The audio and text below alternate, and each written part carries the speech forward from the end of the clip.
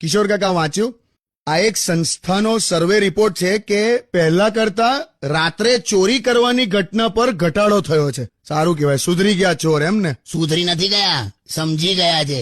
આ સ્માર્ટફોન અને ફ્રી ઇન્ટરનેટના લીધે બધા રાત્રે 3-3 વાગ્યા સુધી જાગતા હોય પથારીમ. પેલો ક્યાંથી ચોરી કરવા આવે? અને એમાં જો પાછો કોઈ પ્રેમમાં પડ્યું હોય ને તો હવાર પાડે. તું કેટલા વાગે સુઈ જાય? હું 2% થાય એટલે. હું 2% એટલે મોબાઈલની બેટરી 2% થઈ જાય એટલે સુઈ જાઉં. બોલો, માપદંડ બદલાઈ ગયા. ટાઈમ જોઈને નહીં પણ બેટરી જોઈને ઊંઘ આવે. પણ કાકા એટલે આ ચોરીઓમાં ઘટાડો થયો હશે? એટલે જ ને. બિચારા. કોણ બિચારા? ચોર. એમાં હું બિચારા? એ લોકો આપણા હિતેચ્છુ હોય, વેલ વિશર. કઈ રીતે?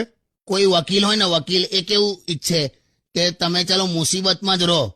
પોલીસ વાળા એવું ઈચ્છે કે તમારા પર કોઈ ગુનો લાગુ આમ થઈ જાય તો સારું. ડોક્ટરો એવું ઈચ્છે કે તમે ઓલવેઝ માંદા જ રહો. મિકેનિક એવું ઈચ્છે કે તમારી ગાડી બગડી જાય. પણ જો ચોર માત્ર એવો વ્યક્તિ છે કે તમારા માટે એવું ઈચ્છે કે તમે જીવનમાં ખૂબ પૈસા કમાઓ અને રાત્રે તમને ઊંઘ આવી જાય. છે ને હિતેચ્છુ? કાકા બહુ કરી તમે તો. લા આજે તમે હોઈ જાઓ, તમારે ઘેર હિતેચ્છુ મોકલું જો. નાલા તો આમ જ બોલ્યો હા, કે એવું બધું ના કરતો. આપણી પાસે કશું ના મળે. મારી તો કમાવાની કોઈ ઈચ્છા જ નહીં.